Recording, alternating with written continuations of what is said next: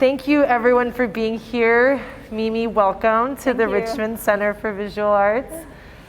This is our first artist talk since 2019. And Mimi Kato's exhibition here at the Richmond Center is actually a long time in coming, in that we had slated it for the fall of 2020, when of course there was a rather broad shutdown, and we postponed it until this fall. Yeah. So my name is Indra Lācis, and I'm going to just start with a brief introduction of Mimi, and then we'll have a bit of a conversation about the work, and then open up to questions. So yes, let me introduce Mimi.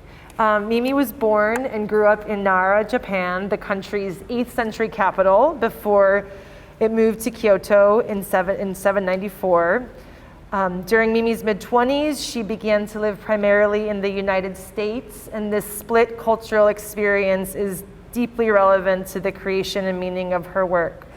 Solo and two-person exhibitions of Mimi's work have been staged at the Columbia Museum of Art in South Carolina, Nicole Longnecker Gallery in Houston, Texas, Spaces in Cleveland, Ohio, the Roswell Museum of Art in New Mexico, Ballina Art Center in Ballina, Ireland, McNay Art Museum in San Antonio, Texas, the Dallas Center for Contemporary Art in Texas, Ripon College in Wisconsin, and the list goes on and on. Let's see. Mimi earned her MFA from the University of Texas at San Antonio and her BA in photography at Truman State University in Kirksville, Missouri. And Mimi has lived in Texas, Alabama, New Mexico, and currently resides in Cleveland, Ohio. So Mimi, welcome again, and thank you for sharing this body of work with us, and especially for visiting today. Yeah, thank you so much for having me and giving me this opportunity. It's great to see the actual work in the space. Well, we've had an enormous response to the work, and so this is really the perfect moment to start to unpack it. The title is, as everyone knows, is Wild Corporation, and I see this not just visually, but also contextually and thematically as a very complex body of work. So I was hoping we could start with you telling us about the moment when this work began, what you were doing just prior. I think some of the earliest work is from 2015 that comes right before this, or I think the earliest work in this body is 2018 maybe, but can you tell us about that time when Wild Corporation sprung into being? So this work came before the Me Too movement happened, and I kind of stumbled through with the movement, and I actually really struggle with this work. This work started with my own experience and also the conversation I had with friends. And as you can see, the imagery itself, there's a lot of women fighting with women. It's a lot of conflict. And those images actually are really controversial. And thinking about feminism movement, the characteristic of women fighting each other is so stereotyped. And like if we just, talking about that, like we can't move forward, right? So that's the part I really struggle. Like, is there anything that I can, it's worth talking about it?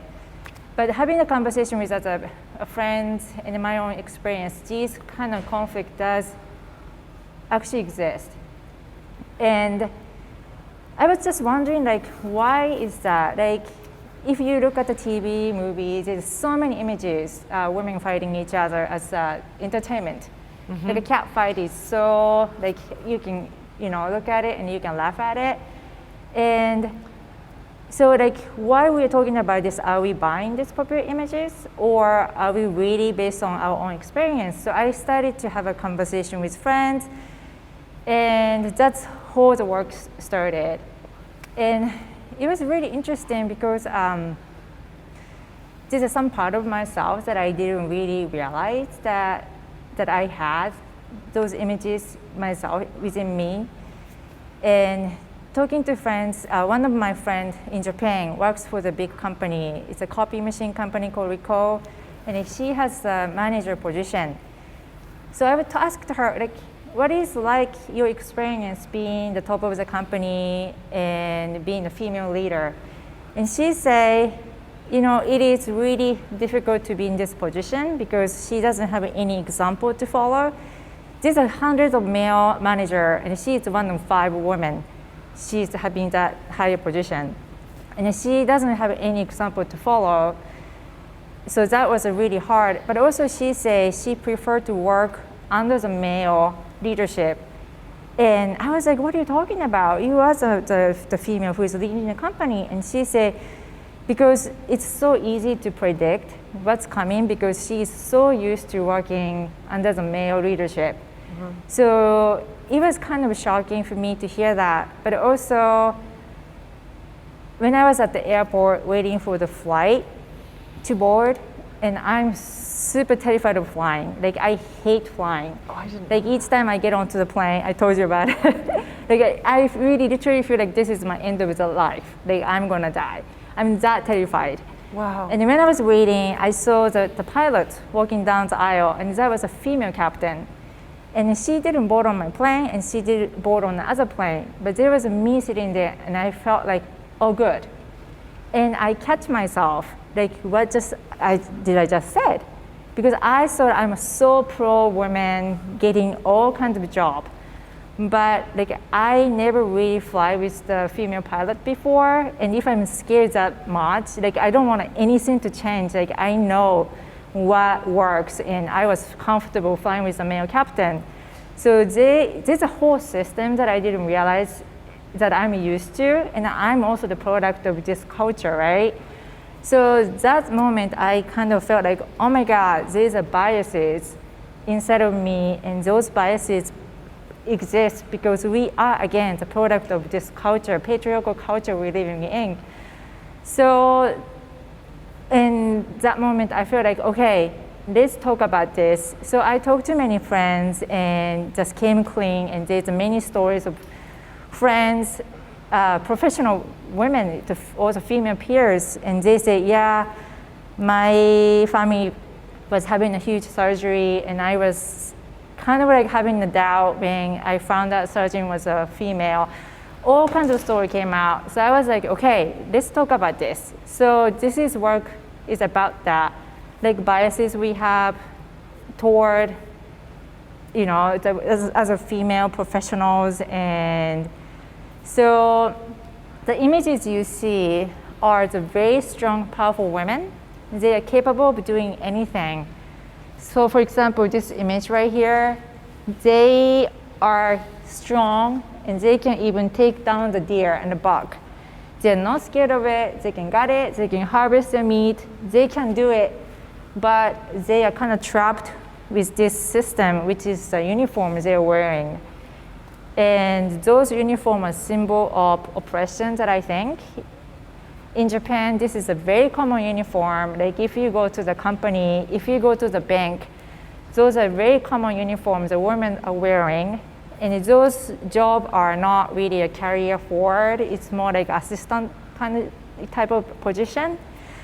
And we don't decide to wear this uniform. The company CEOs, who are mostly male, ask women to wear this uniform. So for me, this is like a really kind of oppression, So I wanted them to wear this kind of uniform, but I just wanted to show how capable they are in this work.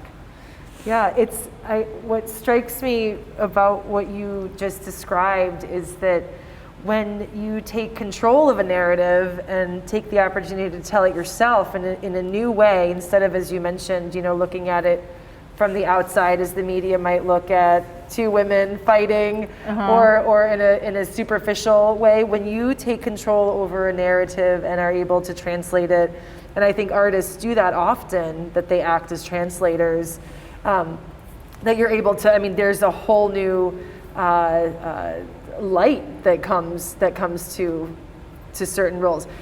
Can you talk a little bit about growing up in Japan and what you noticed in terms, and just your experience with corporate culture there.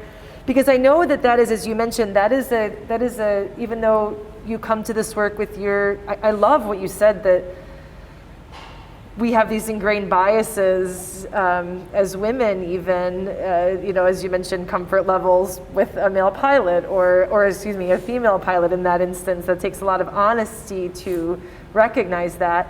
And that's maybe more recent, but can you talk about even growing up and some of, and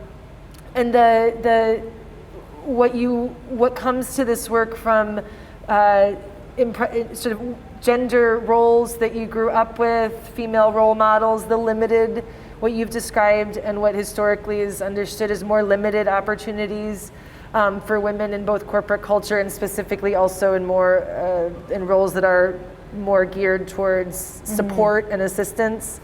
I found that was something, we think of feminism as being one brand, but Western feminism differs enormously from other parts in the world, including Europe and elsewhere. So I'd love to hear about that.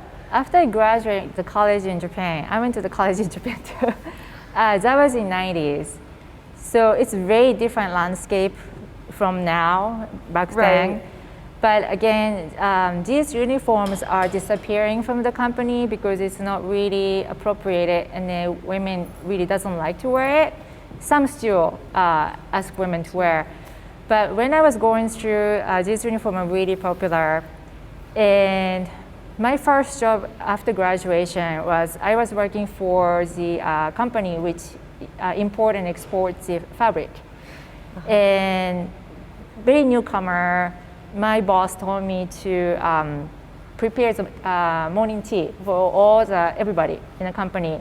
So first thing I did in the company was clean the desk for everybody, and I prepared the tea for everyone, and I gave the tea, and I have to remember whose cup was of whose, and everybody liked the different strengths of tea, and that was my job, included as a part of my job. And then same time, the male new employee, same time he came, he didn't need to do any of that.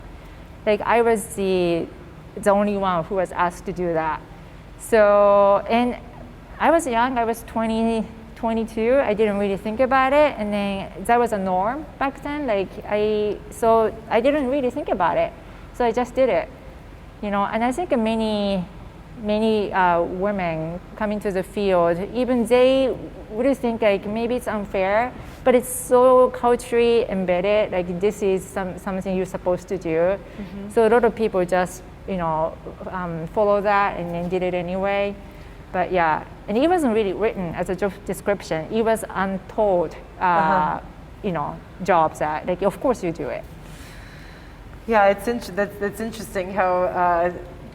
With gender roles, there's the roles we assume sometimes there's no description. It's just almost a generational assumption or learning. This work is actually also as serious as it is, and the serious themes it tackles. It's also very funny at moments and has, I think, a lot of humor, or almost it's not like a laugh out loud, but there's lots of instances of very smart and pointed confrontations. Can you talk a little bit about that? How you, the characters in this saga are sometimes doing things that are almost ridiculous. They're stapling laundry, they're filing laundry in Tupperwares, they're there's almost a sense of desperation in certain moments, but also I think a sense of extreme tenacity and tediousness and attention to detail, and that it makes the work more accessible, I think, in some ways, instead of coming at it from the top down as an incredibly heady theme of feminism and gender roles and personal experiences that may or may not play directly. Can you talk a little bit about that edge in your work? So I think what we being asked to do, like growing up, like the job I had, as I say, it's totally ridiculous, right? And in this world too, I wanted to create something that they are doing totally nonsensical. It just doesn't make any sense. And because what they're doing is, this is all about the power play. Because they're playing to gain more power. And then sometimes like women, we have to play extra things to gain the power that just doesn't make sense. And everybody's know, but sometimes maybe we have to do it. So I wanted to create that just doesn't make any sense. And what these people doing, and it's kind of comical, but also it's kind of sad in a way, because again, these women are very powerful, but they are trapped and they are just doing this cycle of this kind of power plays that try to make them more important figure by putting other people down. And it's just sometimes that really happens in a real life that, talking to, again, as a friend, she was saying like, there's a position that was available and she applied for it and she got it. And she didn't really get the congratulation from other female worker because they didn't know that they could get the position too. But after she got it, she opened up the opportunity for other female, right? But for them, it's like, oh, I could get the position that I didn't know. So it was more, it's great that she opened the door, but also it's more psychological. Resentment or. Yeah. So it's kind of like, it's always a little bit darker side because of the unfortunate patriarchal social structure what we've put in our psychology too. So this is kind of maybe funny, but for me it's a little bit more frustrating and sad and yeah. Well, no, and that's, I think, right, exactly, sort of diffusing something, exactly, a sense of, being in a rat race to a point of complete exhaustion. I mean, that's something that I take away from many of these images is the feeling of absolute exhaustion. And I think in that sense, working women in general can relate to any working woman anywhere can really relate to certain episodes in these images. But it's not really only about working women. It's a totally under the culture of the corporate culture. But as a being female and a woman itself, sometimes I feel like whatever we choose, there's no right answer to it. Like whatever we do, we decide to have a children. We decide not to have a children. We decide to have a family and go back to work or stay home and be a mom. Everything's wrong. Everything is wrong. It doesn't make sense. Yeah, we can't please everybody. It's always criticism, and I feel like whatever we choose, we have it's huge stigma of whatever we do, right? So, yeah, that's kind of like a frustration. Like we have to care extra thing. We have to tolerate extra things because just because we are female. Like, yeah. I agree wholeheartedly that there are no right answers, that it's, and women often do criticize other women for their own, for decisions that aren't theirs to make. Yeah.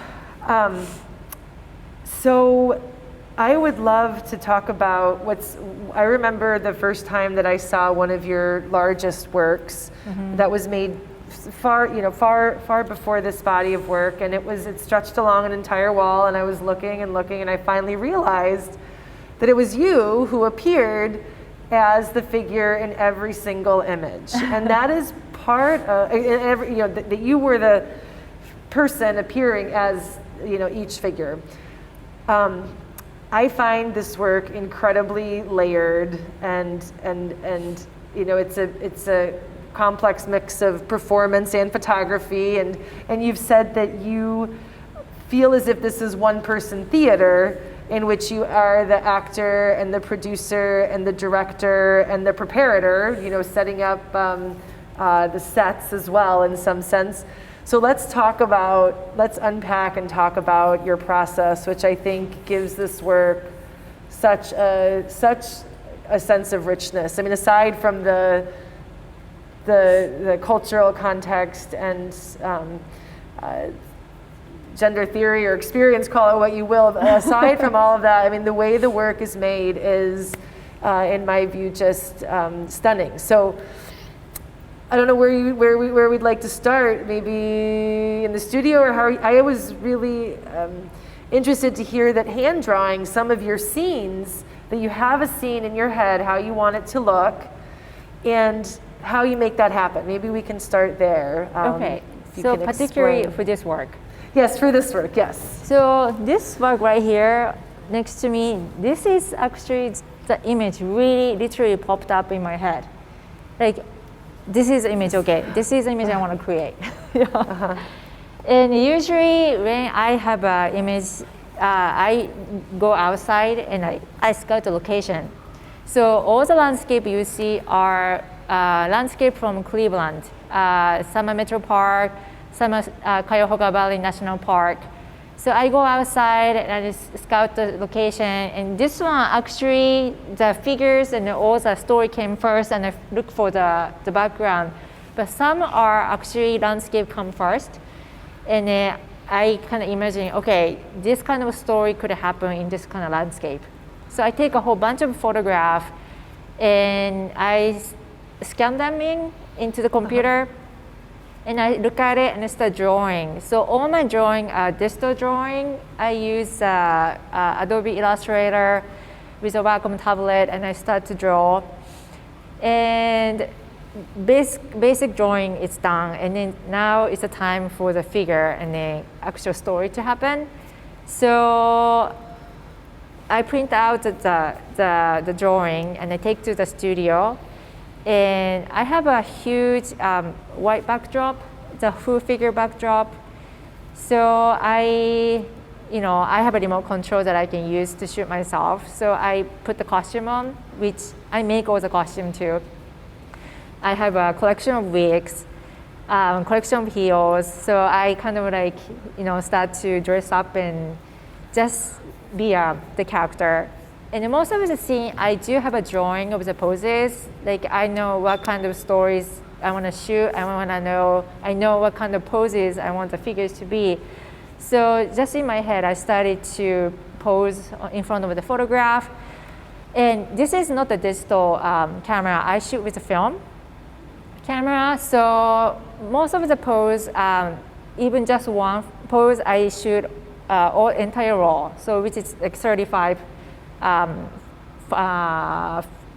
do you say? 35 millimeter? Yeah. Mm-hmm. 35 millimeter, I spend the entire roll for the one figure. And then it's really hard for the working with a film because you can't see it until you develop it and then you scan it. So you never know if you get it or not.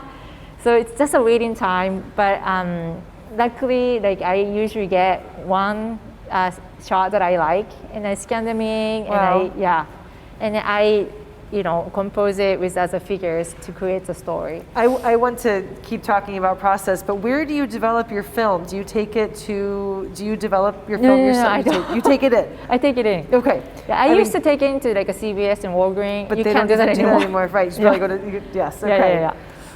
But go ahead. So you have you have the one image, and then you scan that in from the film, and then I use if I have like this entire group of around the deer body, like I do it with a one shot.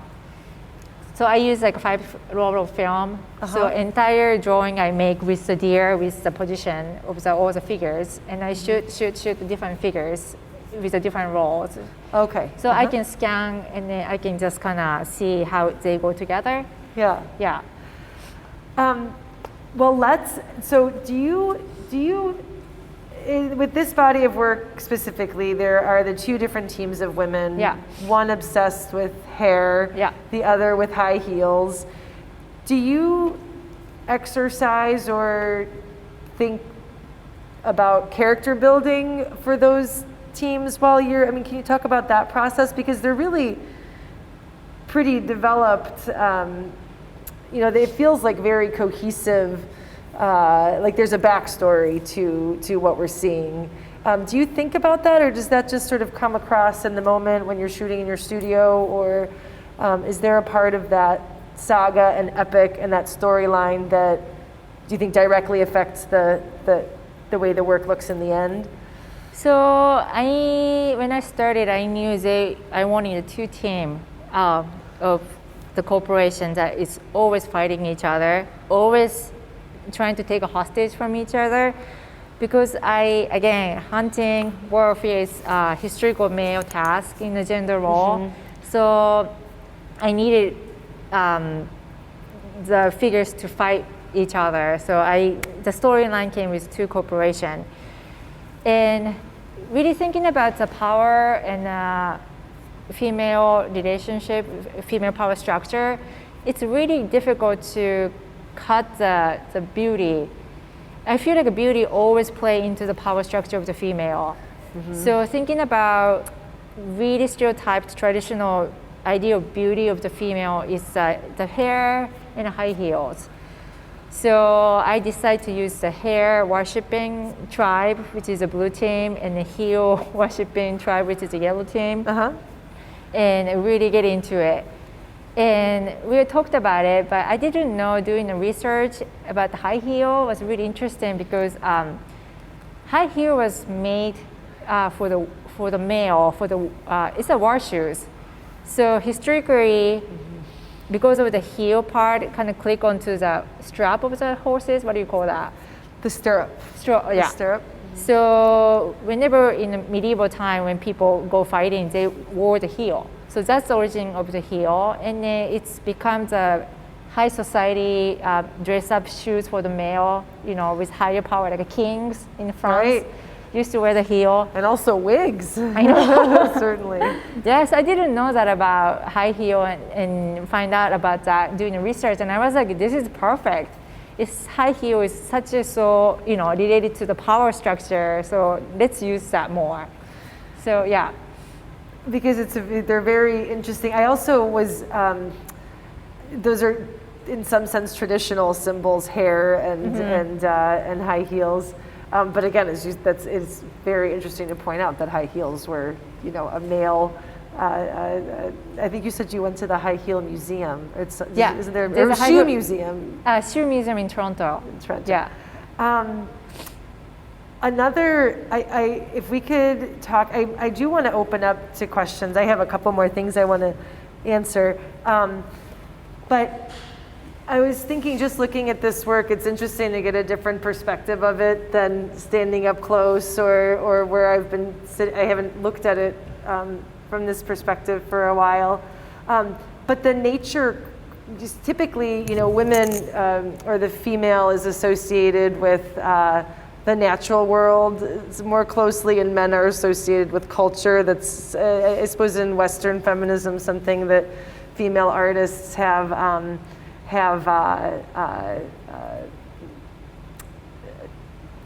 used as a sort of a jumping off point. Can you maybe talk a little bit about the relationship between nature and these women here? I mean, since it's interesting because the series is very much about corporate culture, and again, this is something that I'm only thinking about now from where I'm sitting.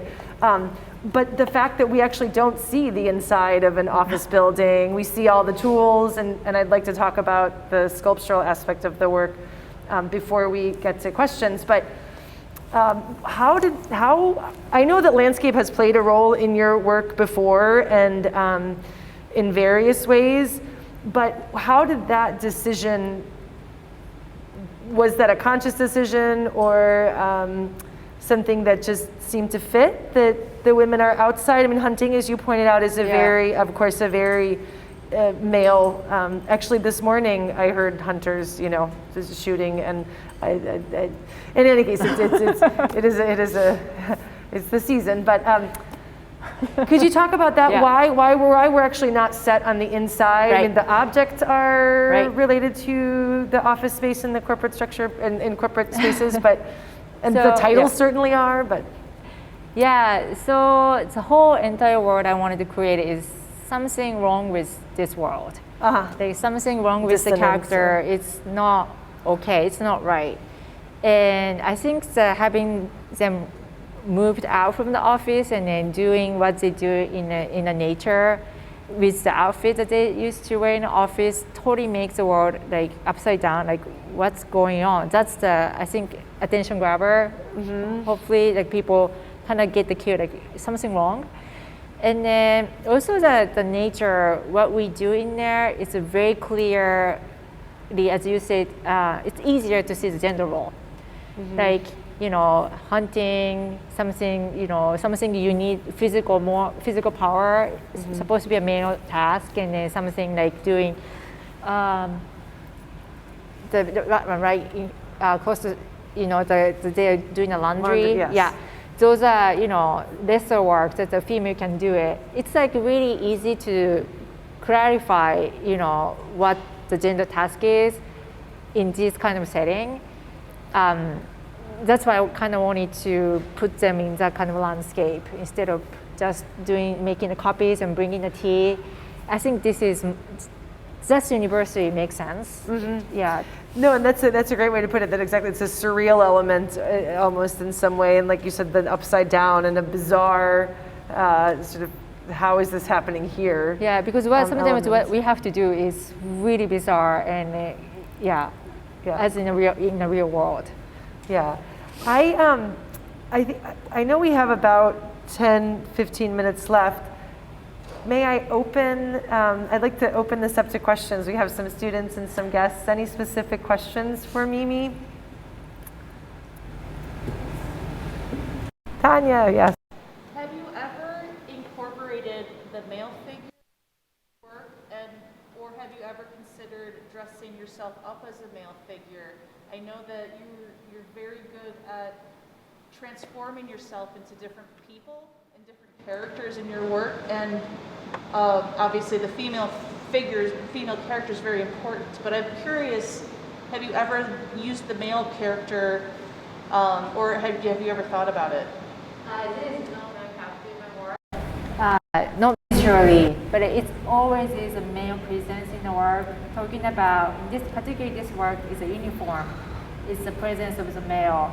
The uniforms they're wearing, what they are given to wear, it's the influence of the male that they have to live within it. So no actual figure, but there is a presence. I have a question kind of about your beginning process. I'm studying for art, and one thing that I have a problem with is staying motivated and thinking of these ideas. Can you talk a little about how you do you see the visual first, or do you put the story first? This work, so sometimes it's like even before beginning, I know sometimes that what I want to do and I want to create, but this work I had no idea, and only the visual I had is this one. And I knew that I wanted to create a strong female with oppressed symbol. That's the starting point. And I started in 2015 and I completed 2019. So I struggled 4 years. I didn't know the clear storyline, and I slowly worked through it. But talking to as a peer, talking to friends, and getting those information, understanding what I'm trying to say.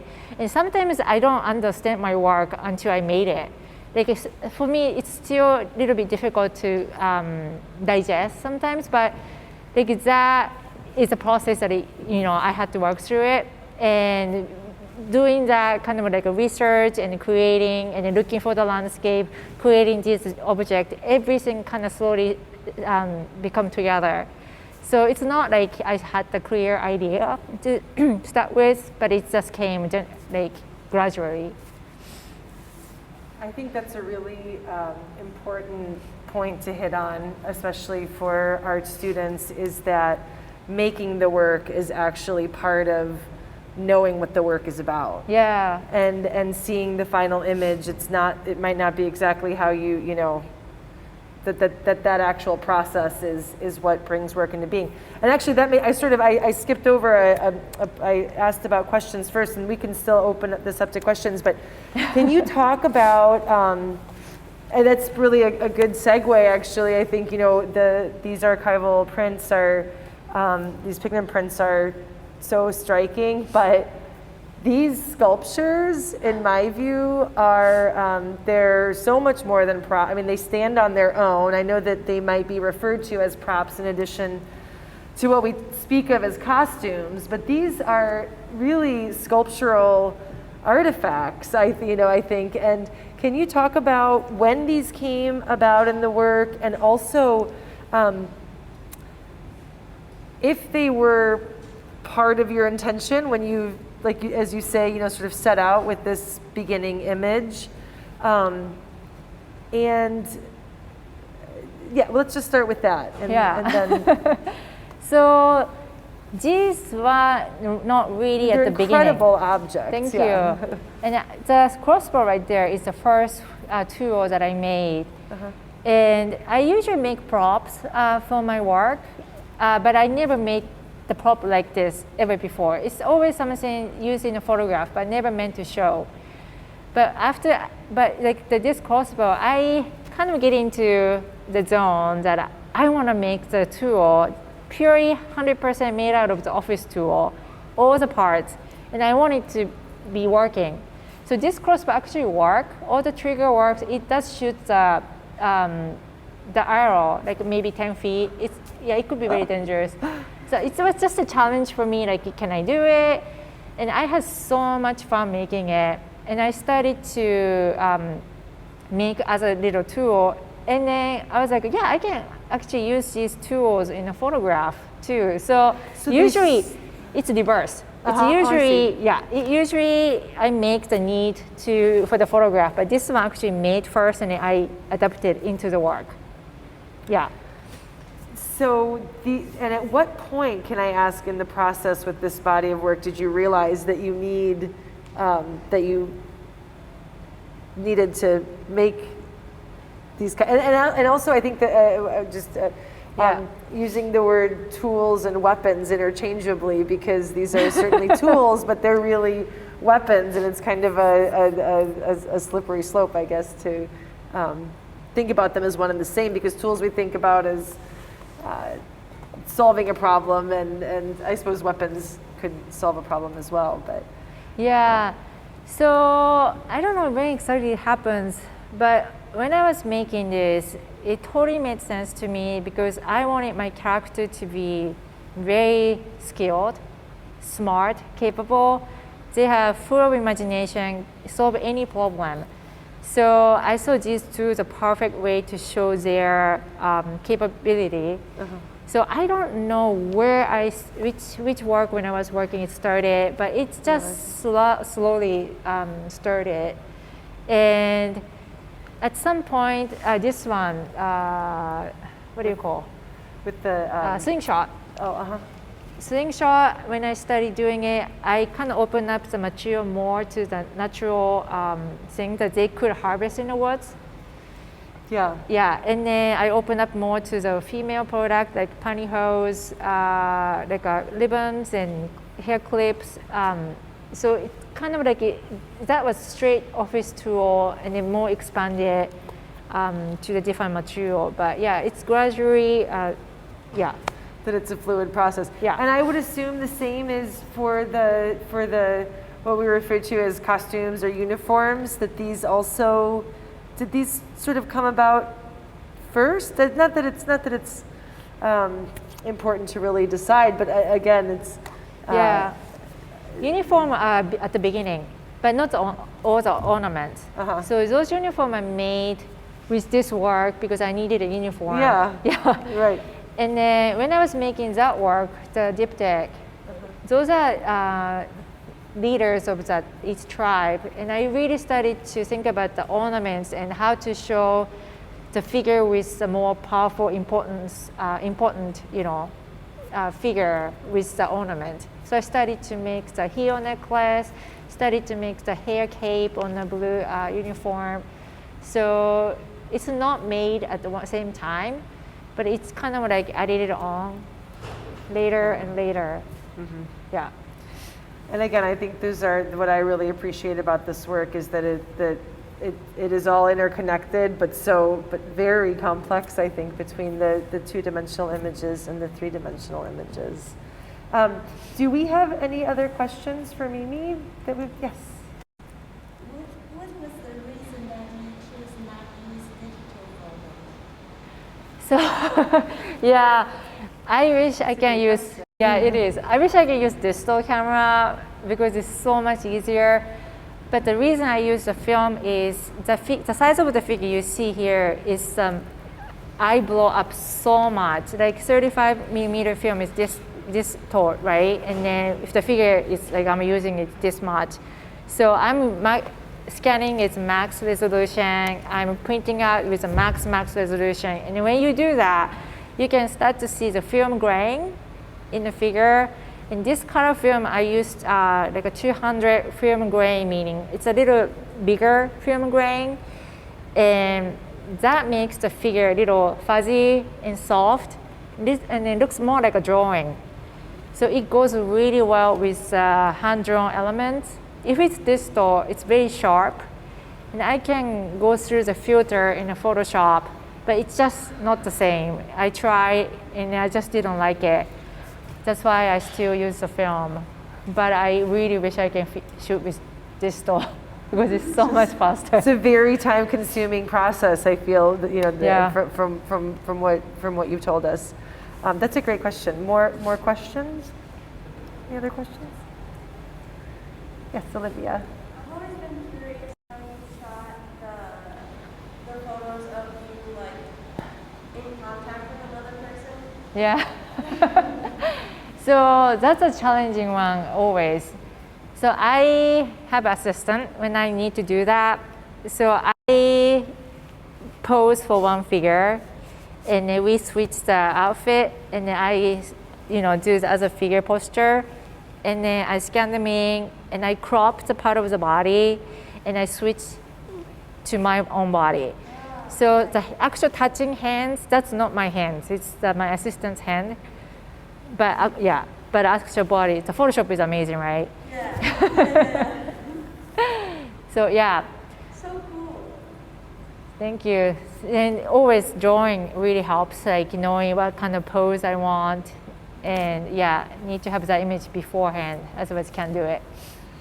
And I think you said there was only one time where it was the hazards of your work, when you were, I think there was an image or a pose I asked about where the person is, where you're duct taped. Almost killed me. Yes, and you almost, I think so, yeah. Yeah, that one behind, like one falling figure, I was shooting in the studio and I was really trying to fall like this with the hand bound, and I landed on my elbow, and I went to the hospital, didn't you? I went to the hospital.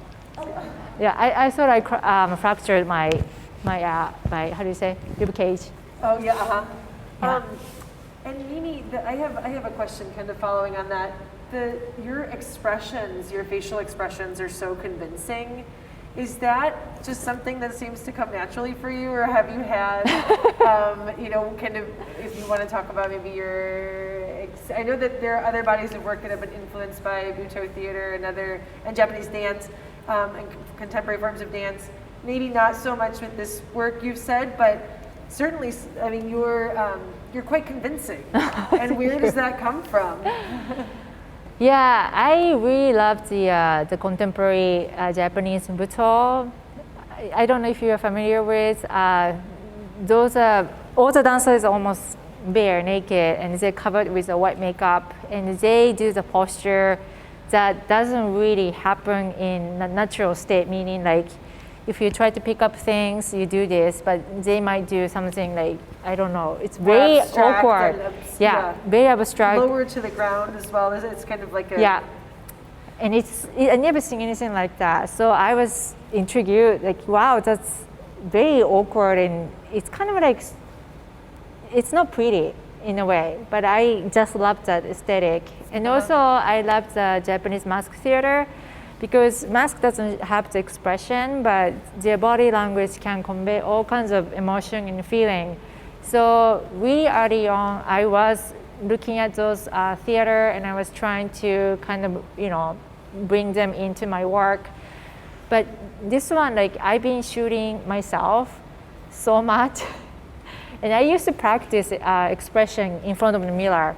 Like, I used to do all kinds of different makeup, from the grandma. Sometimes I do high school students, which is 15, 16 to like 85 years old, with the wig and makeup.